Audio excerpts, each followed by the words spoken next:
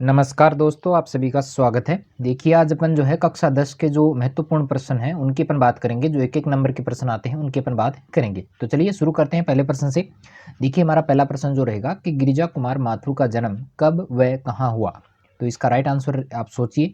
तब तक जो है अभी इंतजार कीजिए, उसके बाद में अपन जो है इसका आंसर देखते हैं। तो गिरिजा कुमार माथुर का जन्म कब और कहाँ होता है, इस प्रकार का प्रश्न जो है वो आपकी परीक्षा में पूछा जाएगा। तो चलिए इसका आंसर जो रहेगा वो रहेगा 1918 ईस्वी में गुना मध्य प्रदेश में। कहाँ पे रहेगा?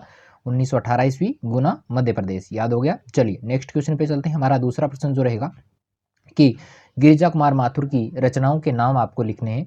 तो गिरिजा कुमार माथुर की रचनाओं के नाम आपको लिखने हैं। तो यहाँ पे 3-4 रचनाओं के नाम आपको लिखने हैं। तो यहाँ पर जितना हो सकेगा आपको कोशिश करनी है कि ज़्यादा से ज़्यादा लिखें, इतना ज़्यादा भी नहीं कि आपका टाइम पूरा हो जाए। चलिए इसका जो राइट आंसर रहेगा नाश और निर्माण, धूप के धान, सीला पंख चमकीले, भीतर नदी की यात्रा और जन्म केद। चलिए याद हो गया? नहीं हुआ तो एक बार फिर से बता देते हैं कि नाश और निर्माण, धूप के धान, सीला पंख चमकीले और भीतर नदी की यात्रा और जन्म केद, ये इनकी प्रमुख रचनाएं हैं। चलिए नेक्स्ट क्वेश्चन पे चलते हैं। अगला हमारा प्रश्न है कि छाया मत छूना कविता की रचयिता कौन है। तो छाया मत छूना कविता की जो रचयिता है वो आपको बताना है कौन है।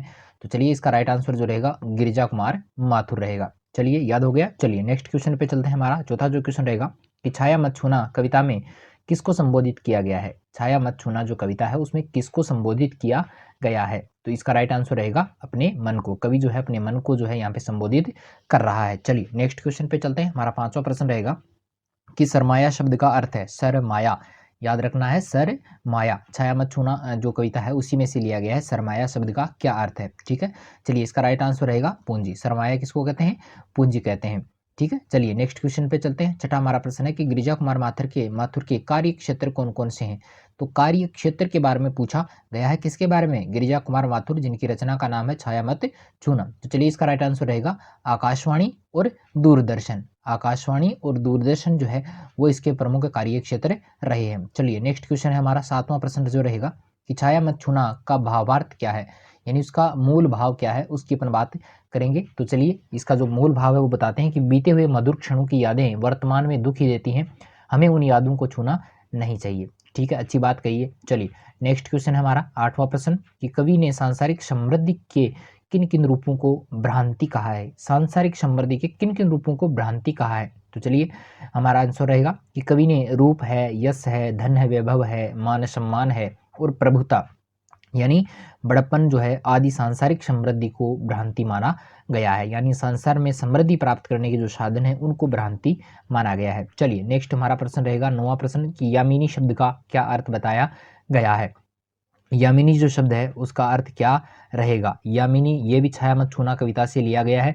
तो इसका रहेगा रात या रात्रि। ठीक है, चलिए 10वां प्रश्न रहेगा हमारा कि जीवन में है सुरंग शुद्धियां सुहावनी।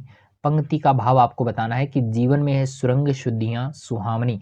शुद्ध यानी यादें, सुहावनी यानी मन को अच्छे लगने वाली, सुरंग यानी रंग बिरंगी। तो चलिए इसका राइट आंसर है कि जीवन में मधुर यादों की लंबी श्रृंखला है। जीवन में मधुर यादों की लंबी श्रृंखला जो रहेगी वो जीवन में है सुरंग शुद्धियां। चलिए नेक्स्ट हमारा प्रश्न है 11वां प्रश्न कि ऋतुराज का जन्म कब व कहाँ हुआ था। ऋतुराज का जो जन्म है वो कब और कहाँ होता है।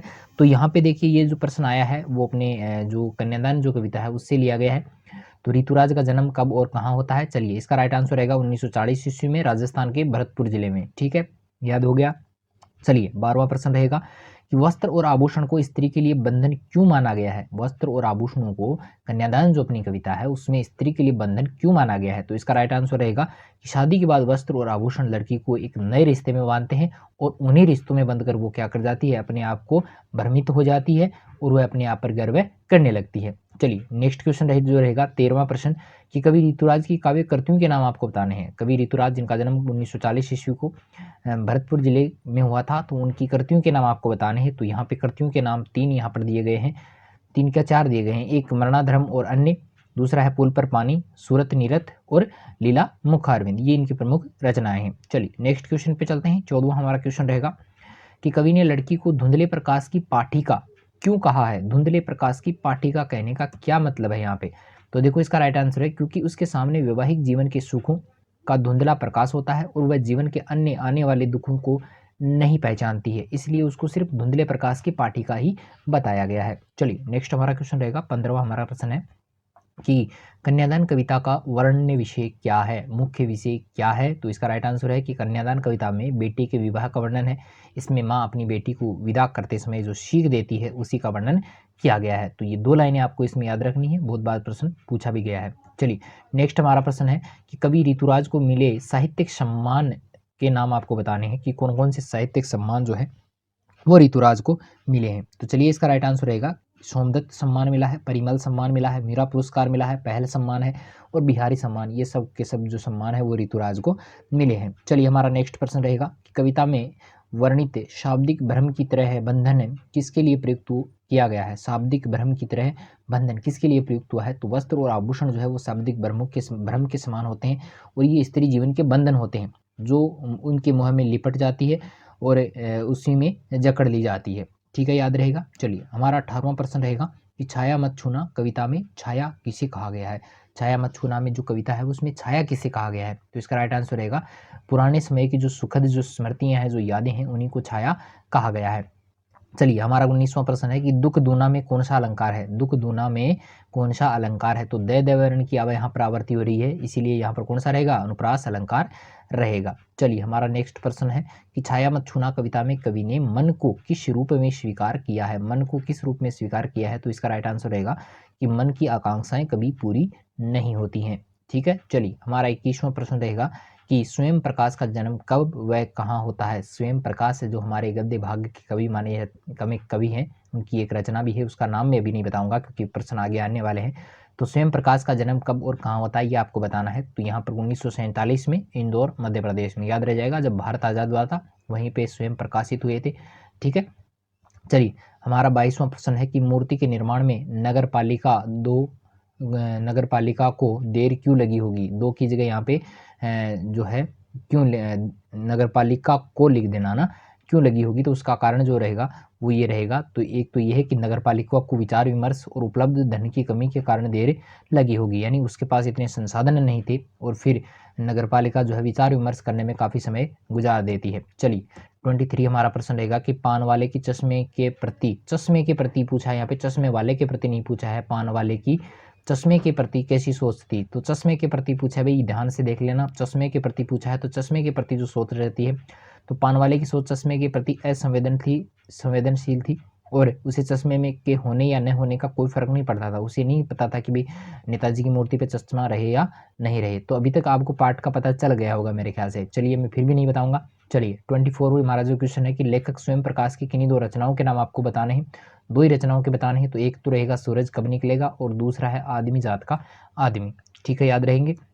चलिए हमारा 25वां प्रश्न है कि चश्मा लेखक की नज़र में किसका प्रतीक माना गया है। चश्मा जो है लेखक की नज़र में किसका प्रतीक होता है। तो यहाँ पे 25वां प्रश्न का जो राइट आंसर है कि लेखक की नज़र में चश्मा देशभक्तों और सम्मान देने वालों तथा देश प्रेम का प्रतीक माना जाता है। चलिए हमारा 26वां जो प्रश्न है कि स्वयं प्रकाश के उपन्यासों के नाम आपको बताने हैं। स्वयं प्रकाश ने कौन कौन से उपन्यास लिखे हैं।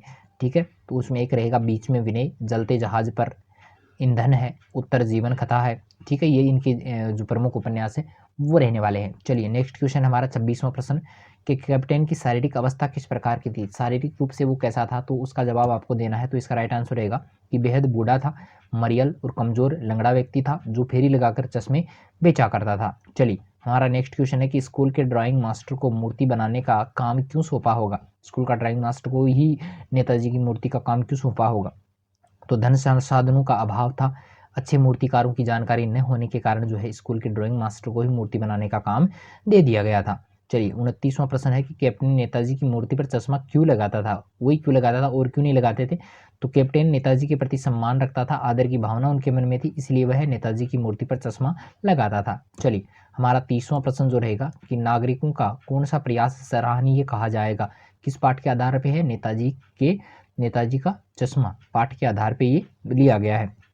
तो इसका आंसर रहेगा कि देशभक्त नेताजी की मूर्ति कस्बे के चौराहे पर लगाने का जो काम था वो बड़ा ही सराहनीय था कि देशभक्त जो थे उन्होंने नेताजी सुभाष चंद्र की बोस की जो मूर्ति थी वो चौराहे पर लगाई थी। तो ये बहुत बढ़िया काम था। तो चलिए मेरे ख्याल से 30 प्रश्न आज के लिए काफ़ी हैं, और भी बहुत सारे क्वेश्चन आपको देंगे। तो बने रहिए आप हमारे YouTube channel HSS study talk में।